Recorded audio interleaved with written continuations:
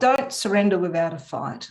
I think too often women capitulate to the demands of trans activists without even giving any resistance at all, perhaps because they want to be kind, or perhaps because they think resistance is hopeless. Don't underestimate the value of being a thorn in their side.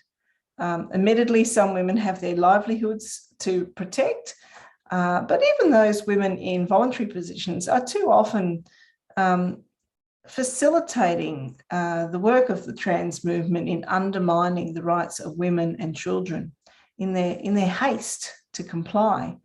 The case study that I'm highlighting here is the work that we've done supporting breastfeeding counsellors who have continued to use the word mother and breastfeeding despite being bullied and disciplined by the other women in these voluntary organisations.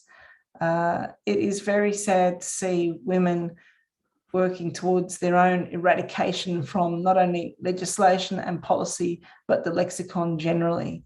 And I think the more we can speak to women and get them to understand the importance of putting up some resistance at every step of the way, whenever possible. Third tip, equip yourself. Get some legal advice and some support. Make sure that you're not unwittingly making concessions and compromises which aid the cause of the trans movement.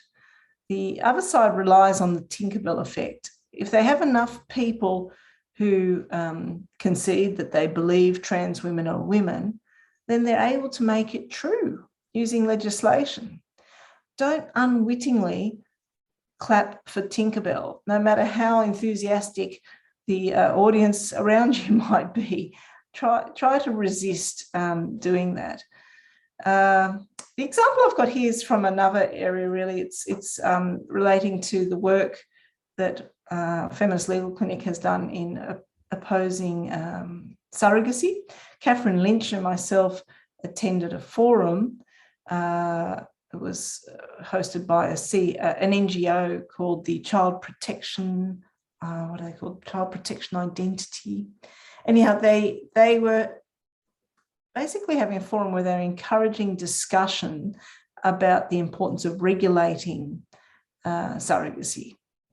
And I think this is a trap to think that perhaps that's an important thing, that we need to worry about the children who are the victims of surrogacy arrangements and how we can help them maintain their identity. I mean, the trap with this is that you're legitimizing the trade in children by even discussing how it should be regulated.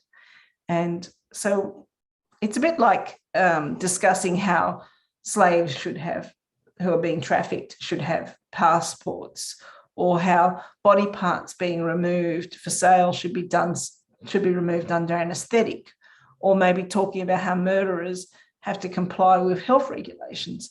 It's a bit difficult to argue with any of these things, but I think it's a clever strategy of leading people to accept the unacceptable by debating that.